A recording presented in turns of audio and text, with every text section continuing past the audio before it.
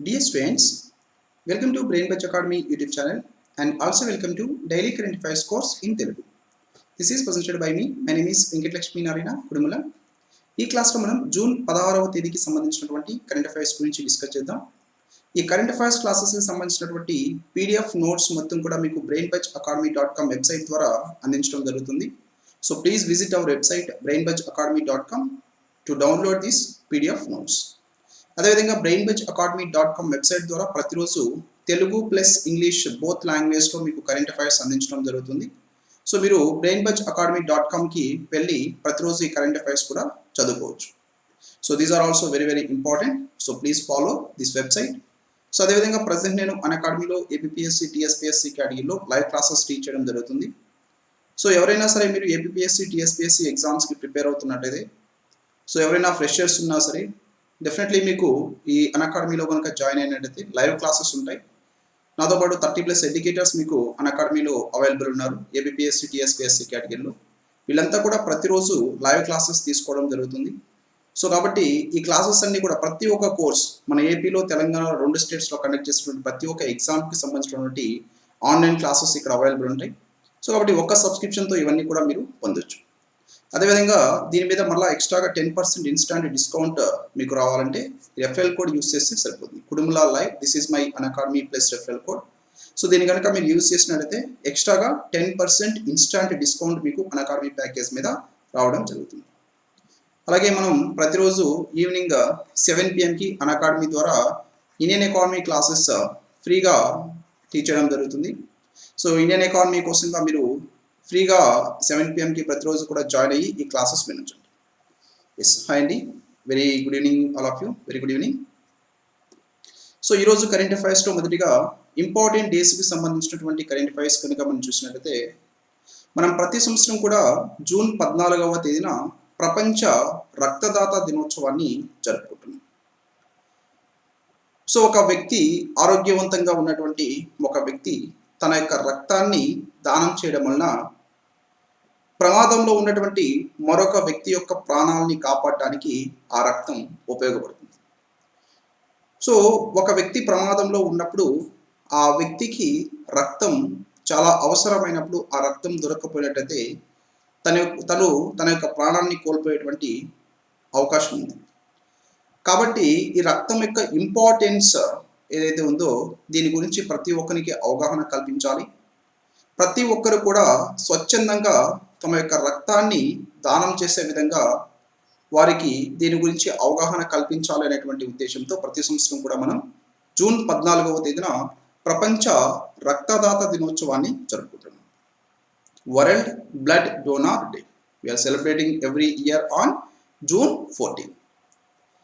ఈ 2020వ సంవత్సరంకి వస్తే 2020వ సంవత్సరానికి గాను ఈ ప్రపంచ రక్తదాత దినోత్సవం యొక్క స్లోగాన్గా give blood and make the world a healthier place అనేటువంటిది తీసుకోవడం జరిగింది. అంటే రక్తం ఇవ్వండి, ప్రపంచాన్ని ఒక ఆరోగ్యకరమైనటువంటి ప్రదేశంగా మార్చండి అనేటువంటిది 2020 ప్రపంచ రక్తదాత దినోత్సవం యొక్క స్లోగన్గా మనం తీసుకోవడం జరిగింది. అలాగే 2020 ప్రపంచ రక్తదాత దినోత్సవం యొక్క ఇతివృత్తంగా మనం తీసుకుంది safe blood saves lifes.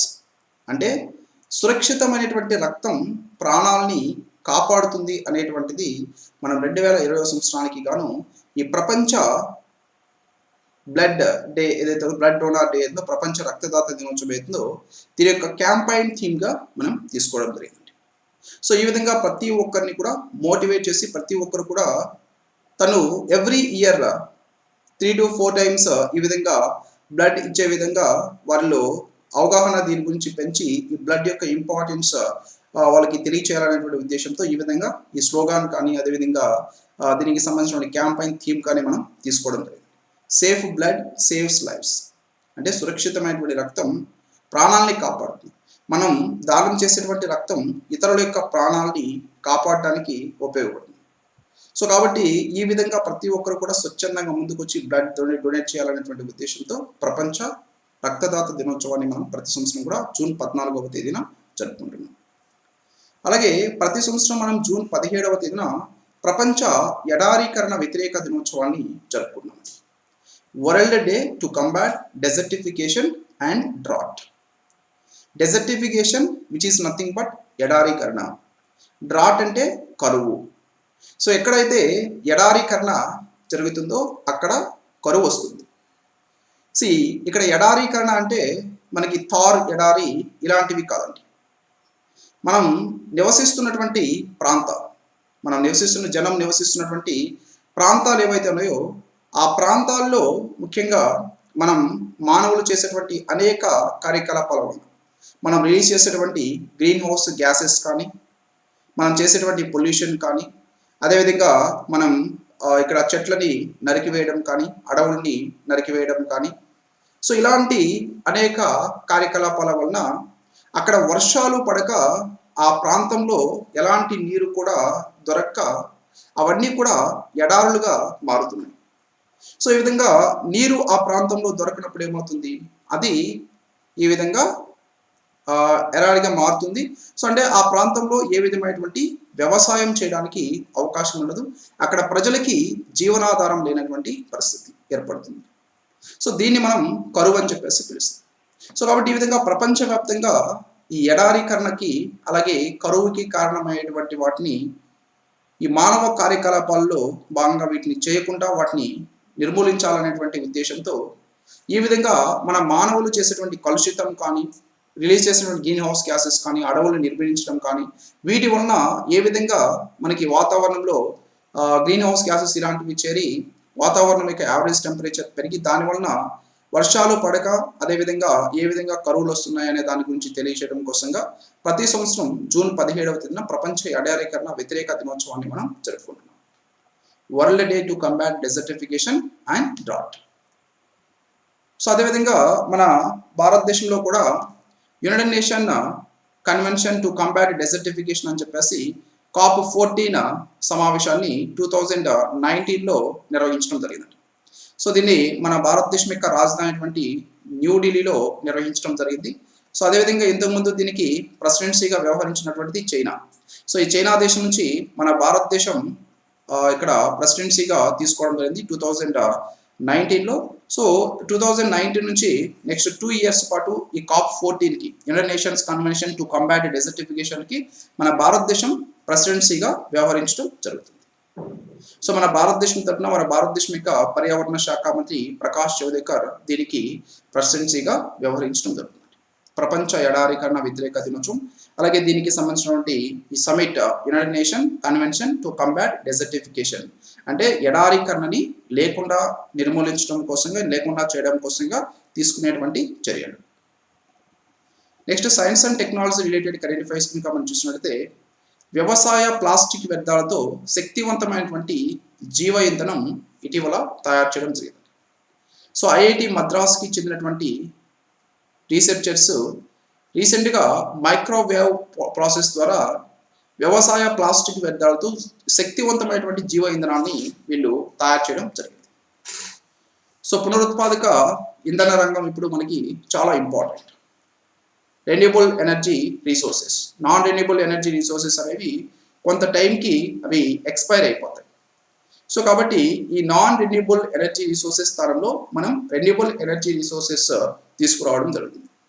Solar energy కానీ, విండ్ ఎనర్జీ కానీ, అలాగే బయోగ్యాస్ కానీ, ఈ విధంగా అనేకం మనం తీసుకొని వస్తూ ఉన్నాం. సో దీంట్లో భాగంగా ఇప్పుడు ఈ ఐఐటి మద్రాస్కి చెందినటువంటి శాస్త్రవేత్తలు రీసెంట్గా వ్యవసాయ వ్యర్థాలు కానీ అలాగే ప్లాస్టిక్ వ్యర్థాలు వీటి నుంచి నాణ్యమైనటువంటి జీవ ఇంధనాన్ని తీసేటువంటి సరికొత్త మైక్రోవేవ్ పైరోలిసిస్ అనేటువంటి విధానాన్ని వీళ్ళు ఆవిష్కరించడం జరిగింది.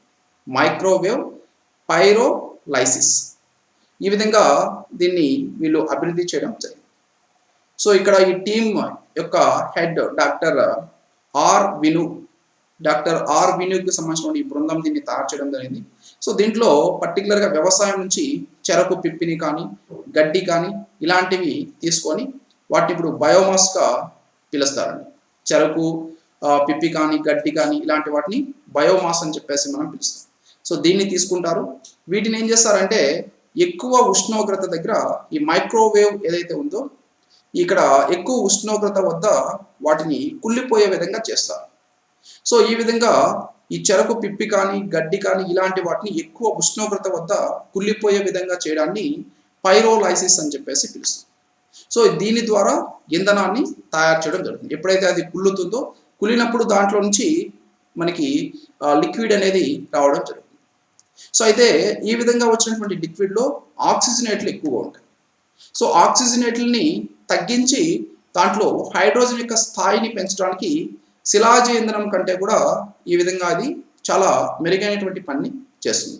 సో కాబట్టి ఆ విధంగా హైడ్రోజన్ స్థాయిని ఎప్పుడైతే పెంచుతారో దీంట్లో ఉన్నటువంటి ఆక్సిజనేట్లని తగ్గించేసి అప్పుడు ఇది మనం ప్రస్తుతం వాడేటువంటి శిలాజ ఇంధనం అవుతుందో ఆ శిలాజ ఇంధనం కంటే కూడా చాలా మెరుగైనటువంటి ఆయిల్గా తయారవుతుంది.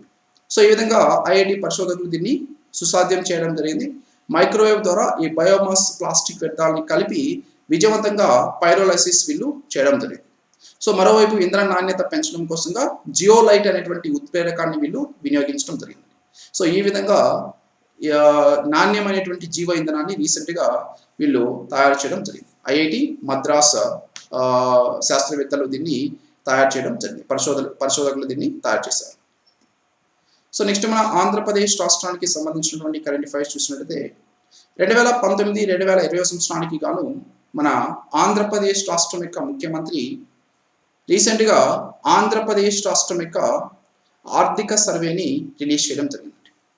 సో ఈ ఆర్థిక సర్వే ప్రకారంగా మనం చూస్తే 2019-20లో భారతదేశం యొక్క ఆంధ్రప్రదేశ్ రాష్ట్రం యొక్క వృద్ధి అంచనా 8.16% వీళ్ళు దీంట్లో తెలియజేయడం జరిగింది.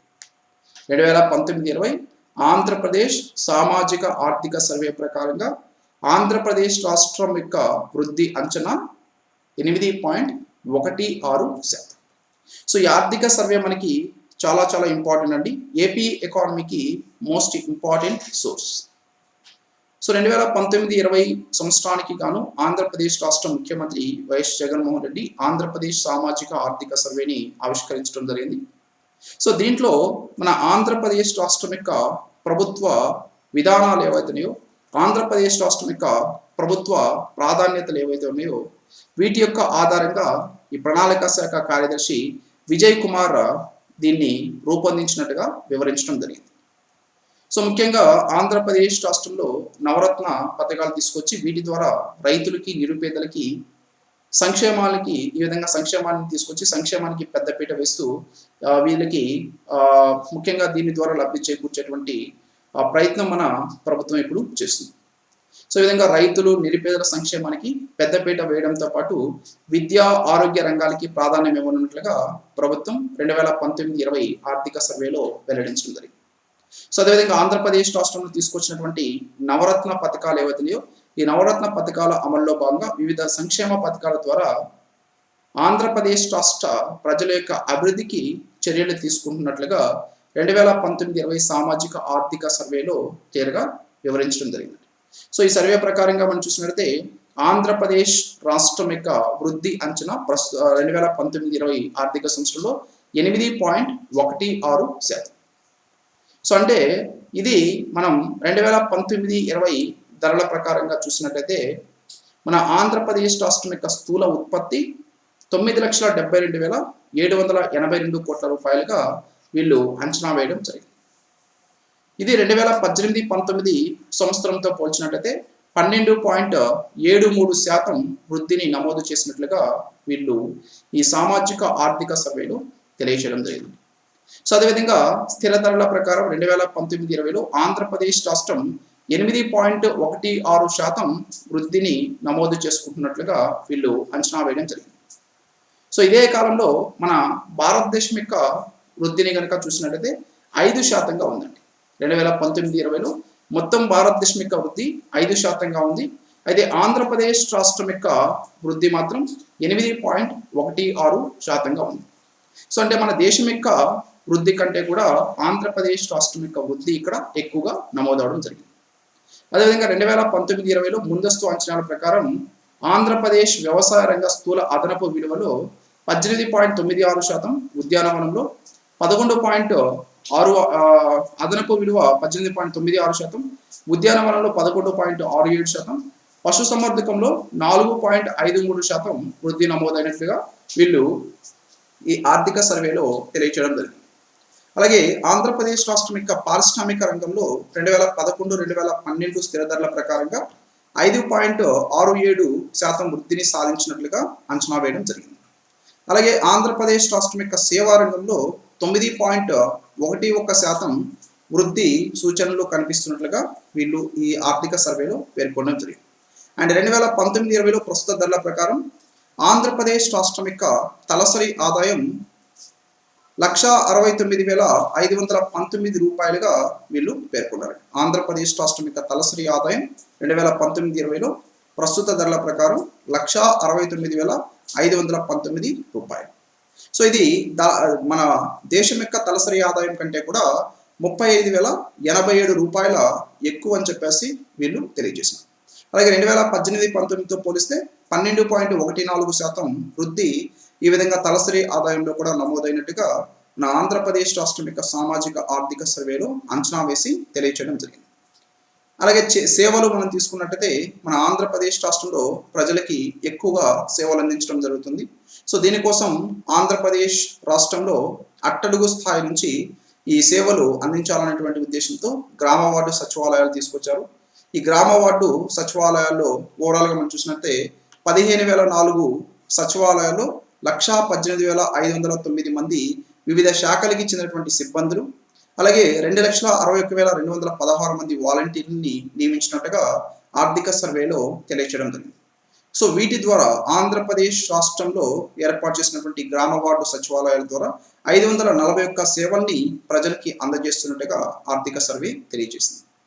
సో పారదర్శకమైనటువంటి పౌర సేవల్ని అందించేందుకోసంగా ఆంధ్రప్రదేశ్ రాష్ట్రంలో స్పందన కార్యక్రమాన్ని అమలు చేస్తున్నట్టుగా కూడా, సో దీనికి సంబంధించినటువంటి ఫిర్యాదులు ఏవైతే వస్తాయో ఈ ఫిర్యాదుల్ని 72 గంటల్లోనే పరిష్కరిస్తున్నట్లుగా కూడా ఈ విధంగా మనకి ఆంధ్రప్రదేశ్ రాష్ట్ర సామాజిక ఆర్థిక సర్వేలో తెలియచేయడం జరిగింది.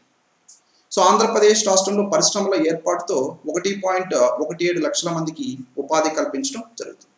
సో దీనికోసంగా మన ఆంధ్రప్రదేశ్ రాష్ట్రంలో కర్నూలు జిల్లాలో ఓర్వకల్లులో గ్రీన్ఫీల్డ్ విమానాశ్రయం నుంచి వాణిజ్య విమానాల సేవలు త్వరలో ప్రారంభం కానున్నట్లుగా చెప్పారు. సో మచిలీపట్నం కానీ, బావనపాడు కానీ, కాకినాడ సెజ్ కానీ, రామాయపట్నం ఓడరేవులు కానీ, సో వీటికి సంబంధించినటువంటి అభివృద్ధి పనులు కూడా ప్రస్తుతం జరుగుతున్నాయి. ఆంధ్రప్రదేశ్ రాష్ట్రంలో 18,691 కోట్ల విలువైనటువంటి పెట్టుబడుల ద్వారా 1,10,000 మందికి ఉపాధి కల్పించేందుకోసంగా పారిశ్రామికవేత్తలు ముందుకు వచ్చినట్లుగా కూడా ఆంధ్రప్రదేశ్ రాష్ట్ర ప్రభుత్వం ఈ ఆర్థిక సర్వేలో వివరించడం జరిగింది. అలాగే ఎలక్ట్రానిక్స్ రంగంకి వస్తే ఎలక్ట్రానిక్స్ రంగంలో 30,656 కోట్ల రూపాయలు పెట్టుబడులు వచ్చినాయి. సో దీని ద్వారా 1,07,07 సో ఈ విధంగా 1,07,000 ఉపాధి కల్పనకి చర్యలు తీసుకున్నట్లుగా కూడా తెలియజేయడం జరిగింది. సో అలాగే అంతర్జాతీయ ప్రమాణాలతో 25 నైపుణ్యాభివృద్ధి కేంద్రాలను కూడా ఆంధ్రప్రదేశ్ రాష్ట్రంలో ఏర్పాటు చేసినట్లుగా ఆర్థిక సర్వేలో తెలియజేస్తున్నారు. So skill development centres and నవరత్నాల అమల్లో భాగంగా వివిధ సంక్షేమ పథకాన్ని అమలు చేసినట్లుగా కూడా ఈ నివేదికలో పేర్కొన్నారు. సో దీంట్లో ముఖ్యంగా ఆంధ్రప్రదేశ్ రాష్ట్ర సామాజిక ఆర్థిక సర్వేలో మెన్షన్ చేసినటువంటి పథకాలు జగనన్న అమ్మఒడి పథకం కానీ, అలాగే జగనన్న విద్యా దీవెన కానీ, వసతి దీవెన కానీ, అండ్ జగనన్న గోరుముద్ర. సో ఈ పథకాన్ని ప్రధానంగా ఇక్కడ ప్రస్తావించడం జరిగింది. అలాగే వైఎస్ఆర్ ఆరోగ్యశ్రీలో 2.7 లక్షల మందికి ప్రయోజనం చేకూరుస్తున్నట్టుగా కూడా ఆర్థిక సర్వేలో తెలియచేయడం జరిగింది. అండ్ వైఎస్ఆర్ కంటి వెలుగు ఆంధ్రప్రదేశ్ రాష్ట్రంలో ప్రతి ఒక్కరికి కూడా కంటి చికిత్సలు చేయించడం కోసంగా, కంటి పరీక్షలు చేయడం కోసంగా తీసుకొచ్చినటువంటి వైఎస్ఆర్ కంటి వెలుగు పథకం. సో దీని కింద 60,406 పాఠశాలలు 66 లక్షల మంది పిల్లలకి కంటి పరీక్షలు నిర్వహించినట్లుగా కూడా తెలియచేయడం జరిగింది. సో 2019-2020లో 54.68 లక్షల మందికి పింఛన్లు అందించినట్టుగా, సో సంవత్సరానికి 15,635 కోట్ల రూపాయలు ఈ విధంగా పింఛన్లకి కేటాయింపు జరిపినట్లుగా కూడా సామాజిక ఆర్థిక సర్వేలో తెలియజేయడం జరిగింది. సో 2020-21లో ఈ పథకానికి కేటాయింపులు 18,000 కోట్లకి పెంచేదానికి అవకాశం ఉందని కూడా వీళ్ళు తెలియజేస్తున్నారు. సో అలాగే వైఎస్ఆర్ ఆర్బీకేల ద్వారా రైతులకి నాణ్యమైనటువంటి విత్తనాలు కానీ, నాణ్యమైనటువంటి ఎరువులు కానీ, పురుగు మందులు కానీ సరఫరా చేసడానికి 10,641 వైఎస్ఆర్ ఆర్బీకేల్ని ఏర్పాటు చేస్తున్నట్లుగా కూడా వీళ్ళు తెలియచేయడం జరిగింది. అండ్ 2019 ఖరీఫ్లో 21.53 లక్షల మంది రైతులకి ఉచిత పంటల బీమా అందించున్నారు. సో దీనికోసం 1270 కోట్ల రూపాయల ప్రీమియం అనేది చెల్లించనున్నారు. అంటే ఆత్మహత్య చేసుకున్నటువంటి రైతు కుటుంబాలకి 7 లక్షల రూపాయలు ఆర్థిక సాయం అందించనున్నారు. మత్స్యకారుల కుటుంబాలకి 10 లక్షల రూపాయలు ఆర్థిక సాయం అందించనున్నారు. అలాగే జలయజ్ఞంలో ప్రాజెక్టుని పూర్తి చేయడానికి కార్యాచరణ తీసుకుంటున్నట్లుగా ఆంధ్రప్రదేశ్ రాష్ట్రం యొక్క ఆర్థిక సామాజిక సర్వే తెలియజేయడం జరిగింది. అలాగే 29 లక్షల మందికి ఇళ్ల పట్టాలని పంపిణీ చేశారు. సో సంవత్సరానికి 7.5 లక్షల చొప్పున వచ్చే 4 సంవత్సరాల్లో ఇళ్ల నిర్మాణం చేపడుతున్నట్లుగా కూడా వీళ్ళు ఈ సర్వేలో తెలియజేస్తున్నారు. 2020-21లో 15 లక్షల ఇల్లు నిర్మించనున్నట్లుగా కూడా తెలియజేయడం జరిగింది. అలాగే వైఎస్ఆర్ చేయూత పథకం ద్వారా ఆంధ్రప్రదేశ్ రాష్ట్రంలో 45 సంవత్సరాల నుంచి 60 సంవత్సరాల మధ్యలో ఉన్నటువంటి ఎస్సీ, ఎస్టీ, బీసీ, మైనారిటీ వర్గాలకి సంబంధించినటువంటి స్త్రీలు ఎవరైతే ఉంటారో మహిళలు, వీరికి సంవత్సరానికి 18,750 రూపాయల చొప్పున నెక్స్ట్ 4 ఇయర్స్లో 75,000 రూపాయలు ఆంధ్రప్రదేశ్ రాష్ట్ర ప్రభుత్వం ఆర్థిక సాయం చేయనుంది. అలాగే వైఎస్ఆర్ నేతన్న నేస్తం పథకం ద్వారా ఆంధ్రప్రదేశ్ రాష్ట్రంలో ఎవరైతే మగ్గం కలిగినటువంటి నేతన్నలు ఉంటారో ఆ కుటుంబానికి ఒక్కొక్క కుటుంబానికి 24,000 రూపాయల చొప్పున మొత్తం 81,779 కుటుంబాలకి 196.27 కోట్ల రూపాయలు చెల్లించినట్టుగా కూడా ఆంధ్రప్రదేశ్ రాష్ట్రం యొక్క సామాజిక ఆర్థిక సర్వేలో తెలియజేయడం జరిగింది. అలాగే వైఎస్ఆర్ వాహన మిత్ర పథకం ద్వారా ఆంధ్రప్రదేశ్ రాష్ట్రంలో ఆటో, ట్యాక్సీ, క్యాబ్ కలిగినటువంటి యజమానులు వాటిని కనుక వాళ్ళే నడుపుకుంటున్నట్టయితే అలాంటి వారికి సంవత్సరానికి 10,000 రూపాయలు చెల్లిస్తున్నారు. సో దీనికోసం 2.62 లక్షల మందికి ఈ విధంగా 10,000 రూపాయలు చెల్లించినట్టుగా కూడా ఈ దీంట్లో తెలియచేయడం జరిగింది. సో ఈ విధంగా మెయిన్గా రైతులకి అండ్ సంక్షేమానికి పెద్దపీట వేస్తున్నట్టుగా ఈ గవర్నమెంట్ ప్రధానంగా మనకి 2019-20 సామాజిక ఆర్థిక సర్వేలో తెలియచేయడం జరిగింది. అండ్ ప్రస్తుత ధరల ప్రకారంగా మనం చూస్తే 2019-20లో సంవత్సరానికి 12.73% మన ఆంధ్రప్రదేశ్ రాష్ట్రం యొక్క రాష్ట్ర స్థూల ఉత్పత్తి పెరిగినట్లుగా తెలియజేశారు. సో అలాగే 1.1 లక్షల కోట్ల రూపాయలు జిఎస్టిపి పెరుగుదల మన ఆంధ్రప్రదేశ్ రాష్ట్రంలో కనిపించింది. గ్రాస్ స్టేట్ డొమెస్టిక్ ప్రొడక్ట్ అంటాం జిఎస్టిపి. అదేవిధంగా స్థిర ధరలో 8.16% ఆంధ్రప్రదేశ్ రాష్ట్రం యొక్క జిఎస్టిపి పెరుగుదల కనిపించినట్టుగా వీళ్ళు అంచనా వేసినారు. సో ఇది దేశం యొక్క సగటుతో పోల్చుకుంటే కూడా చాలా ఎక్కువ. దేశం యొక్క సగటున 5% మాత్రమే. సో అయితే మన ఆంధ్రప్రదేశ్ రాష్ట్రం యొక్క పర్సంటేజ్ ఎక్కువ అక్కడ చూపించారు. సో స్థిర ధరలో జిఎస్టిపి 6,72,018 కోట్ల రూపాయలు. వ్యవసాయంలో అనుకూల వాతావరణం వలన 18.96%. ఈ విధంగా వ్యవసాయ రంగంలో గ్రాస్ వాల్యూ యాడెడ్ పెరిగినట్టుగా కూడా తెలియచేయడం జరిగింది. సో అలాగే ఉద్యానవన శాఖ గ్రాస్ వాల్యూ యాడెడ్ కూడా 11.67% పెరిగింది. పారిశ్రామిక రంగంలో స్థిర ధరల వద్ద 5.67% పెరిగింది. సేవా రంగంలో 9.11% పెరిగింది. రాష్ట్ర తలసరి ఆదాయం 1.51 లక్షల నుంచి 1.69 లక్షలకి పెరిగింది. తలసరి ఆదాయంలో 12.14% చూపించింది, పెరుగుదల అనేది కనిపించింది. సో రాష్ట్రంలో గత ఏడాది కంటే కూడా అక్షరాస్యత 67.35% పెరిగినట్టుగా కూడా మనకి ఆర్థిక సర్వే తెలియజేస్తుంది. సో ఈ విధంగా మనం చూసినట్లయితే మన ఆంధ్రప్రదేశ్ రాష్ట్రం రంగాల వారీగా రాష్ట్ర స్థూల ఉత్పత్తి ఇక్కడ ముందస్తు అంచనాల ప్రకారంగా తెలియజేయడం జరిగింది. సో ఇది ప్రస్తుత ధరల వద్ద, స్థిర ధరల వద్ద, వ్యవసాయ రంగం కానీ, పారిశ్రామికం కానీ, సేవలు కానీ. సో ఈ విధంగా 3 రంగాలకి సంబంధించినటువంటి చూపించారు. You can follow this. So this is total highlights of 2019-20 Andhra Pradesh economic survey. 2019-20 Andhra Pradesh రాష్ట్ర సామాజిక ఆర్థిక సర్వే యొక్క హైలైట్స్ అండి. So this is very very important. Please remember. Right. So these are today's current affairs, and there are some expected MCQs here. Please try to answer. First question: who develops a Coro robot which serves food, water, and medicines to COVID-19 patients in Thane? థానేలో COVID-19 రోగులకి ఆహారం, నీరు, మందులు సరఫరా చేయడానికి కోరో robot అనేటువంటి దాన్ని ఈ కింది వారిలో ఎవరు అభివృద్ధి చేశారు? Prateek తిరోద్కర్, Rajiv Joshi, Shankar Joshi, Rajiv తిరోద్కర్.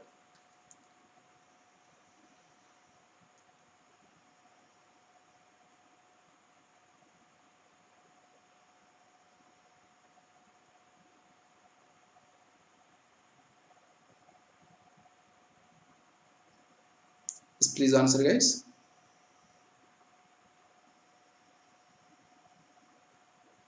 Right. So here absolutely option A is the right answer. Pratik Tirotkar మహారాష్ట్రకి చెందినటువంటి ఇంజనీర్. సో ఈయన రీసెంట్గా కోరో రోబోట్ అనేటువంటి దాన్ని తయారు చేయడం జరిగింది. సో దీని గురించి మనం ఆల్రెడీ ప్రీవియస్గా కూడా డిస్కస్ చేస్తున్నాం. So A is absolutely right answer. So next question, which states chief minister launched India's first online waste management platform on the occasion of World Environment Day to ensure 100% safe disposal of industrial toxic wastes? పారిశ్రామిక toxic waste, పారిశ్రామిక ప్రమాదకరమైనటువంటి wastage ఏదైతే ఉంటుందో so దాన్ని 100% సేఫ్గా disposal చేయడానికి ప్రపంచ పర్యావరణ దినోత్సవం సందర్భంగా ఆన్లైన్ వేస్ట్ మేనేజ్మెంట్ ప్లాట్ఫామ్ని ఈ కింది వారిలో ఏ రాష్ట్రం యొక్క ముఖ్యమంత్రి ప్రారంభించారు? So this is India's first online waste management platform. Yes, so దీన్ని ప్రారంభించింది ఆంధ్రప్రదేశ్ రాష్ట్ర ముఖ్యమంత్రి YS Jaganmohan Reddy. So here absolutely option C is the right answer. So దీన్ని మనం ఆంధ్రప్రదేశ్ ఎన్విరాన్మెంట్ మేనేజ్మెంట్ కార్పొరేషన్ ఈ విధంగా తీసుకురావడం జరిగింది. Okay, next, which state government has declared Bhararisain also known as Gairsain as the new summer capital? ఈ కింది వాటిలో ఏ రాష్ట్రం బరారైజన్, దీన్ని గరిసైన్ అని కూడా పిలుస్తాం, సో దీన్ని ఈ రాష్ట్రం యొక్క వేసవి కాల రాజధానిగా ప్రకటించింది? Himachal Pradesh, Uttarakhand, Odisha, Meghalaya.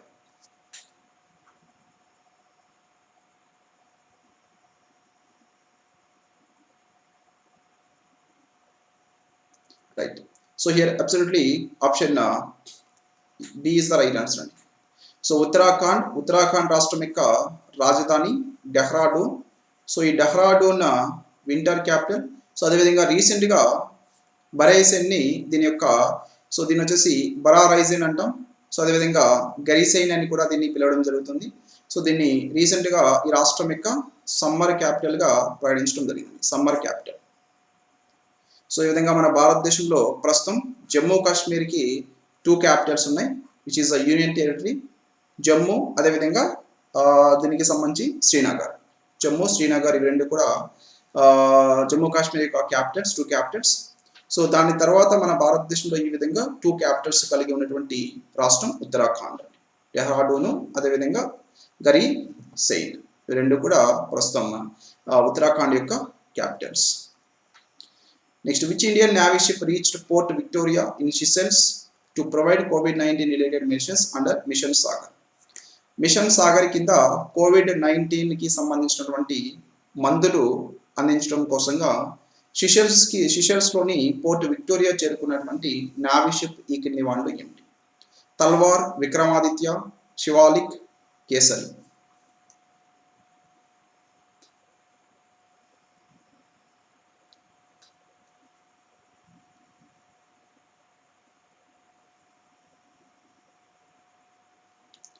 Right. So here absolutely option D is the right answer. Kesari అనేటువంటి షిప్ రీసెంట్గా దీనికి చేరుకుంది. సో మిషన్ సాగర్లో భాగంగా ఈ సిషెల్స్కి COVID-19 మెడిసిన్స్ అందించడం కోసంగా ఈ కేసరి అనేటువంటి షిప్ రీసెంట్గా అక్కడికి రీచ్ అయింది. Next, who has been appointed as goodwill ambassador to the poor by the United Nations Association for Development and Peace? United Nations association for development and peace చేత poor people కోసంగా goodwill అంబాసిడర్గా ఈ కింది వాళ్ళు ఎవరు appoint అయినారు? పద్మలక్ష్మి, Priyanka Chopra, M Netra, Deepika పదుకొండి.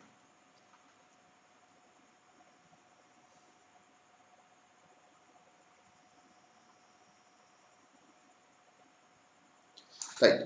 So here absolutely option C is the right answer. M Netra. So ఈమె తమిళనాడు రాష్ట్రానికి చెందినటువంటి వ్యక్తి. సో యాక్చువల్గా ఈమె యొక్క ఫాదర్ సెలూన్ ఆపరేట్ చేస్తున్నారు. సో ఈ సెలూన్కి దీనికి సంబంధించి సెలూన్ ఓనర్ ఈయన.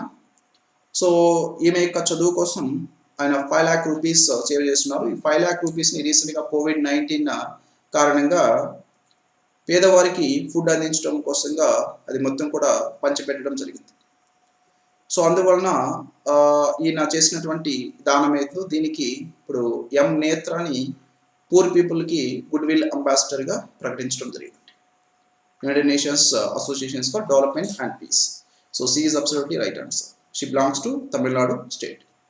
And who has become the first Indian to be awarded with the prestigious Richard Dawkins Award 2020?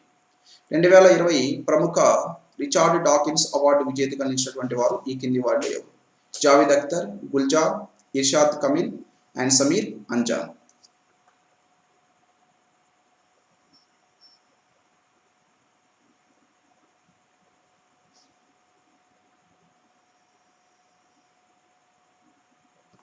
Right. So here absolutely option A is the right answer. Javed Akhtar. So మన భారతదేశం యొక్క ప్రముఖ writer lyricist Javed Akhtar ఈయన 2020 సంవత్సరానికి గాను Richard Dawkins award పొందారు. ఈ award పొందినటువంటి మొట్టమొదటి భారతీయుడు Javed Akhtar. Next, India and which country sign a memorandum of understanding on energy cooperation to develop cooperation in the power sector. విద్యుత్ రంగంలో కోఆపరేషన్ కోసంగా ఎనర్జీ కోఆపరేషన్ మీద రీసెంట్గా మెమరాండమ్ ఆఫ్ అండర్స్టాండింగ్ కుదుర్చుకున్నటువంటి కంట్రీ, భారతదేశంతో మెమరాండమ్ ఆఫ్ అండర్స్టాండింగ్ కుదుర్చుకున్న కంట్రీ ఈ కింది వాటిలో ఏమిటి? Denmark, Russia, Israel, Germany.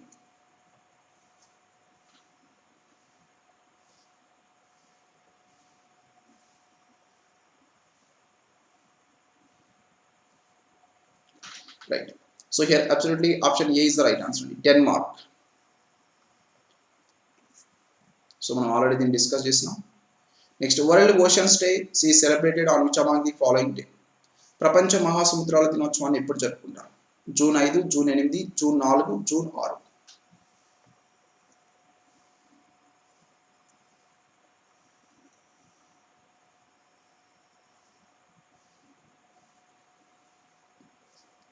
Right. So ప్రపంచ మహాసముద్రాల దినోత్సవాన్ని ప్రతి సంవత్సరం కూడా జూన్ 8వ తేదీన మనం జరుపుకుంటున్నాం. So this is also we discussed. World Food Safety Day is observed on which day to draw global attention to health consequences of contaminated food and water. కలుషితమైనటువంటి ఆహారం మరియు నీటి కారణంగా వచ్చేటువంటి అనారోగ్య కారకాల గురించి తెలియజేయడం కోసంగా ప్రపంచ ఆహార సేఫ్టీ డే, ప్రపంచ ఆహార భద్రతా దినోత్సవాన్ని ఎప్పుడు జరుపుకుంటారు? June 3, June 7, June 4, June 6.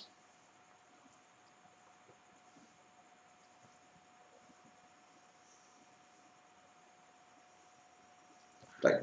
So here absolutely option B is the right answer. Option B is the right answer. So this is also we discussed the previous classes. And the World Archery Committee decided to postpone the 2020 World Archery Field Championships to which year? ప్రపంచ archery committee 2020 ప్రపంచ archery field championships ని ఏ సంవత్సరానికి post phone చేస్తున్నట్టుగా ప్రకటించింది? 2021, 23, 24, 22.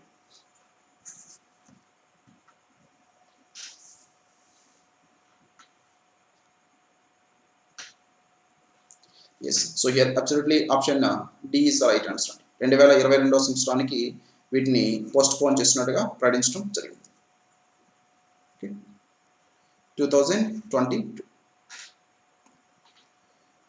Who topped the second state food safety index for 2019-20 of Food Safety and Standards Authority of India among largest states? పెద్ద రాష్ట్రాల్లో 2019-2020 సంవత్సరానికి గాను సెకండ్ స్టేట్ ఫుడ్ సేఫ్టీ ఇండెక్స్లో అగ్రస్థానం వహించినటువంటి రాష్ట్రం ఈ కింది వానిలో ఏమిటి? గుజరాత్, రాజస్థాన్, హర్యానా, ఉత్తరప్రదేశ్.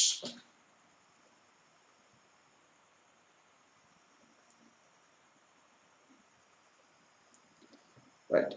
సో రీసెంట్గా మన భారతదేశంలో ఈ ఫుడ్ సేఫ్టీకి సంబంధించినటువంటి రిపోర్ట్ రిలీజ్ చేయడం జరిగింది.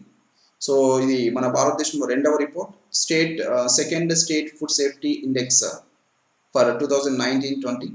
సో దీంట్లో పెద్ద రాష్ట్రాల్లో గుజరాత్ రాష్ట్రం అగ్రస్థానం వచ్చింది. అదేవిధంగా చిన్న రాష్ట్రాన్ని మనం తీసుకుంటే చిన్న రాష్ట్రాల్లో గోవా రాష్ట్రం అగ్రస్థానంలో నిలవడం జరిగింది. So food safety is every once business అనేది 2019 సంవత్సరానికి గాను ప్రపంచ ఆహార భద్రతా దినోత్సవం యొక్క ఇతివృత్తం. which day is annually celebrated as the World Brain Tumor Day? ఈ కింది వాటిలో ఏ రోజున ప్రతి సంవత్సరం కూడా ప్రపంచ బ్రెయిన్ ట్యూమర్ డేగా జరుపుకుంటాం?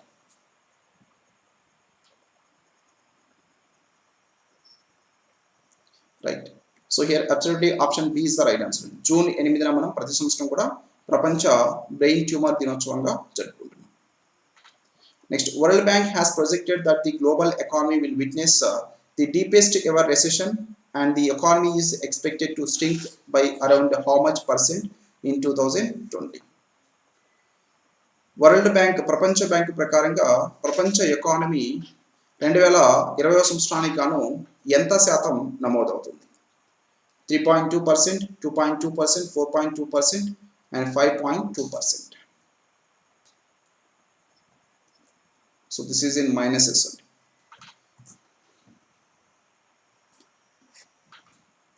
Right. So here absolutely option D is the right answer. 5.2%, minus 5.2%. Okay. So రెండవ ప్రపంచ యుద్ధం తర్వాత ఇది బిగ్గెస్ట్ రెసెషన్గా రీసెంట్గా ప్రపంచ బ్యాంకు తెలియజేయడం జరిగింది. Next one, S&P Global Ratings predicted that Indian economy will shrink how much percent in financial year 2021 and fiscal stimulus worth 1.2% of GDP will not be enough to provide significant growth support. S&P Global Ratings ప్రకారంగా 2020-21 ఆర్థిక సంవత్సరానికి భారతదేశం యొక్క వృద్ధి rate ఎంత నమోదవుతుంది? 2%, 5%, 4%, 3%.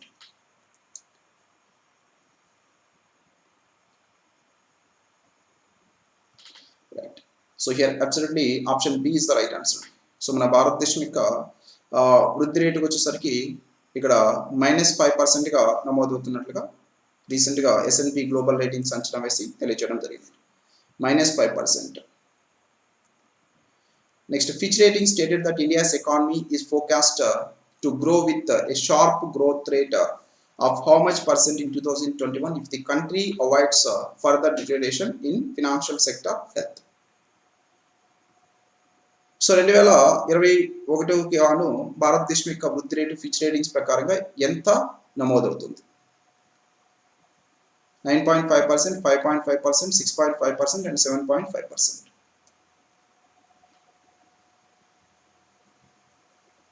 Right. So here absolutely option A is the right answer. 9.5%. Next one, the president of which country, Pierre Nkurunziza, passed away at the age of 55 due to cardiac arrest. గుండెపోటు కారణంగా 55 సంవత్సరాల వయసులో ఇటీవల మరణించినటువంటి పీర్లీ కురుంజిజా ఈ కింది వాళ్ళు ఏ దేశం యొక్క అధ్యక్షుడు? Nigeria, Somalia, Burundi and Sudan.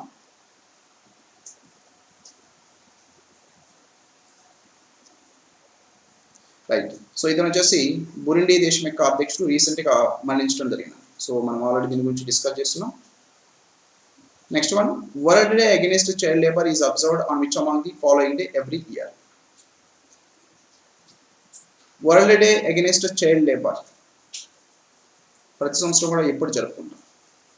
బాల కార్మిక వ్యతిరేక దినోత్సవం June 11, June 12, June 10, June 9.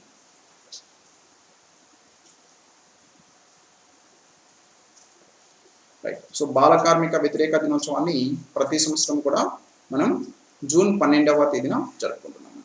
Okay. So this is also called anti child labour day. So B is absolutely right answer.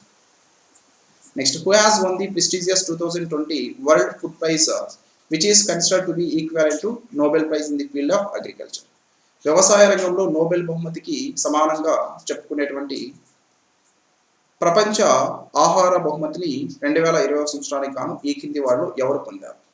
Rattan Lal, Salman Akhtar, Naresh Talal and Neeta Ahuja.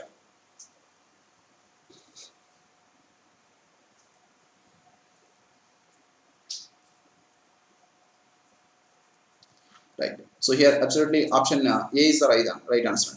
Ratan Lal 2020 సంవత్సరానికి గాను రీసెంట్గా Indian American soil scientist Rattan Lal ఈ విధంగా వరల్డ్ ఫుడ్ ప్రైజ్ విజేతగా నిలవడం జరిగింది.